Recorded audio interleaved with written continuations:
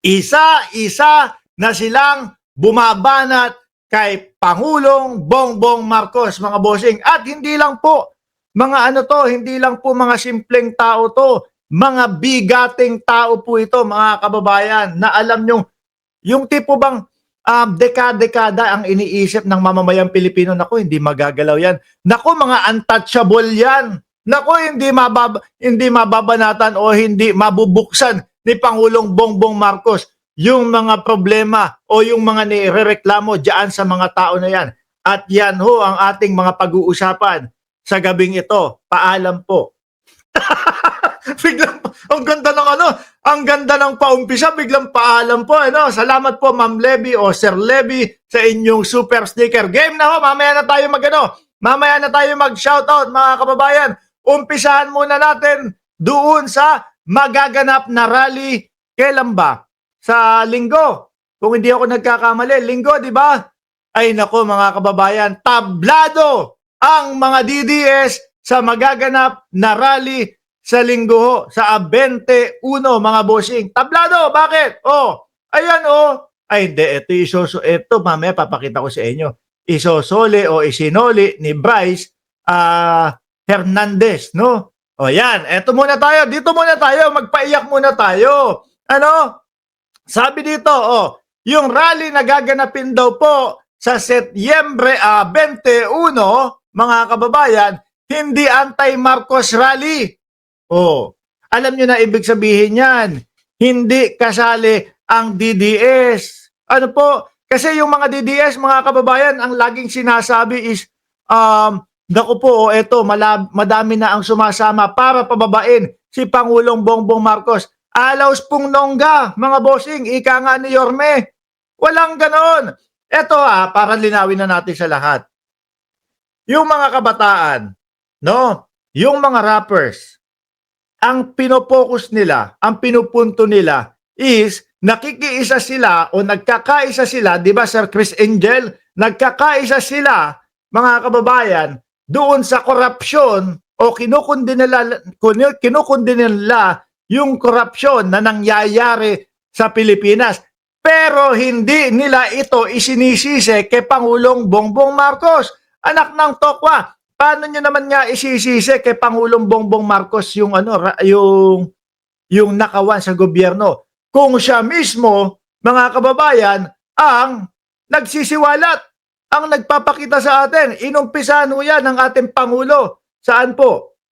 Sa paghahayag ng mga kontraktor o yung mga government contractor na laging mga binibigyan ng proyekto galing sa gobyerno. At ilan nga po dito, mga boss, si Pamo, sir, ang nakita na may mga ghost project, ang nakita na may mga substandard project ho, mga kababayan.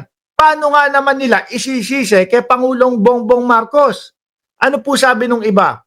Ano po sabi ng AFP, PNP? Kami po ay nakikiisa dito sa protesta, sa malawakang protesta sa pangunguna ni Pangulong Bongbong Marcos. Sino po yung mga nakikita nyo, mga bossing, na talagang pumupunta doon sa mga flood control, na pinupuntahan yung mga government project na sinasabi ghost kasi may mga nagsusumbong na tao? Sino yung nagpaumpisa na maglagay ng website upang sa ganon ay makapagsumbong ang mamamayang Pilipino? Di ba? Wala pong iba kundi si Pangulong Bongbong Marcos. At sinegundahan, sinuportahan ng kampo ni Panfilo Lacson ho, mga kababayan. Kaya etong gaganapin na rally sa Setyembre 21, hindi anti-Marcos daw rally. Kaya sabi bigo na naman sila Panort. Ay, hindi, si Panort kasi mahilig sa ganyan mga kababayan. Yung si Panort, kilala niyo si Panort? Pagka may malawakang rally mga bossing, ang gagawin ni Panort, sasali. Papasok yung mautog nila. Ginawa nila yan sa New York, mga kababayan. Pinasok yung mautog nila doon sa Independence Day na marcha. Hindi naman anti-Bongbong Marcos yun. Hindi naman po anti-government yun. Wala lang, nagkakaisa lang sila, nag-aano lang, nagse-celebrate lang po sila. Ginawa ni Panort, ipinasok yung rally o yung mautog nila. At ang sabi o eto po, ang dami na po naming mautog. Mautog. Ay, ibig sabihin na mautog, di ba? Ano, laging nakatindig yung ratbo. Oh. Bigo na naman ng mga DDS matapos itakwil ang kanilang panawagan na Marcos resign. Sabi nga kapag ka dito may sumigaw ng bring him home, bububugin namin. Pagka dito may sumigaw ng bring him home, kakaltukan namin. Oh, ganun yung sabi ng mga nagpaumpisa at nag-organize nitong rally. Kaya mga DDS, nako, wag nyo nang anuhin. Wag nyo nang pangarapin. Di ba, Vic Sioson, Spanish bread dream maker, wag nyo nang pangarapin na agawin at sabihin na kayo ang nagpasimula at yung rally na yan ay laban kontra kay Pangulong Bongbong Marcos. Baka kaltukan kayo ng mga totoong organizer niyan. Di ba, sabi ni Diosdado Cuevas noong panahon ni Digong, bakit wala siyang kibo? Baka takot siya magaya kay Paruhinog. Baka takot magaya kay Erap. Ano ho, mga kababayan? Oh, yan ang pag-uusapan natin mamaya ho. Bigo na naman ng mga DDS matapos itakwil ang kanilang panawagan na Marcos resign para ipalit si Sara Duterte. Anak ng tinapa. Yung vice-presidente nga na lagi niyong isinisigaw na pumalit. Naku, sorry. May Salamat po, Sir Hill Francisco, sa inyong super sticker. Yung vice-presidente nyo nga walang ginawa kundi magbiyahe. Simula Marso hanggang sa kasalukuyang buwan ho, mga kababayan, ang alam ko, bukas pabiyahe ang vice-presidente na naman. Papunta na naman ng ibang bansa, papunta ng Japan. Biruin mo, 3, 4 na beses kada buwan bumabiyahe ang vice-presidente. Kaya hunahin to yung mga sigaw-sigaw nung mga DDS. Sir Levy, salamat po sa inyong super sticker ulit. Sigaw ng mga DDS dati naku, si Bongbong Marcos, puro biyahe lang naman yung presidente na yan Ngayon hindi na nila kayang isigaw. Yung ganun mga kababayan. Bakit? Ang nakita nilang katotohanan si Vice Presidente ang pala pala alis ng bansa at walang naitutulong sa ating bansa. Di ba, Ma'am Noemi? Salamat din po sa inyong super sticker. Ano to? Paulanan ng super sticker. Salamat po doon sa mga nagpapalipad, mga kababayan. Mariing tumutol dito ang Makabayan Black, mga estudyante at ang simbahan, pati na daang-daang civil society group. Tablado ang DDS. Di ba, Sir Chris Angel at Juanito Garcia? Hindi nila kaya and wala na din kasi mga kababayan. Ultimo di ba sinasabi ni Maharlika, ultimo doon sa labas ng Hague, wala nang pumupunta.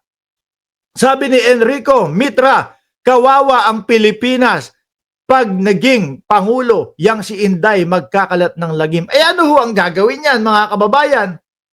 Pagka naging presidente, si Vice President Inday Sara Duterte, nakita niyo naman Kaya sabi natin, ang hirap maging DDS kasi ipaglalaban mo si Inday Sara Duterte na mas magaling kesa kay Pangulong Bongbong Marcos.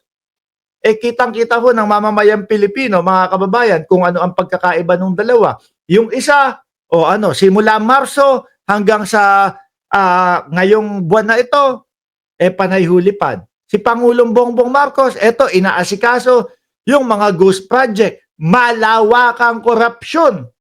At kaya nga po, si Chavit Singson, mainit ang ulo ngayon. Pag-uusapan natin niya mamaya. Sabi ni Sadboy, September 21 is the very time when the Philippines president saved the dignity of our country against communism. That's why we must always remember this only. Ferdinand Edralin Marcos do this to save us, our sovereignty. Biruin niyo yan, mga kababayan. Sabi ni Joselito Guevara, kamag-anak ko yata to. Guevara ay single R kami. Mark, si Chavit Singson ay sabit daw sa mga kamag-anak sa flood control project sa Ilocos ayon sa balita. Kaya nga po nagpupuputak ngayon si Manong Di ba? O paano ba yan mga DDS? Alam na namin na kapag sinigaw ninyo, na-rally ninyo yan, kayo ang nagpasimula niyan at pinapababa si Bongbong Marcos kaya may rally ng A21, hindi namin paniniwalaan. Di ba? Walang maniniwala dyan. Hilig nyo lang makisali, hilig nyo lang makisawsaw. Dati ho mga kababayan, nung inumpisahan nila yung mautog-mautog nilang ganyan, ang daming pumupunta. Davao eh. ikaw ba naman mag-umpisa nung rally mo sa Davao? Oh, syempre, ano ho yan, balwarte ng mga Duterte ho ang Davao, mga kababayan. Alam naman ho natin yan. Di ba? Ang daming pumupunta.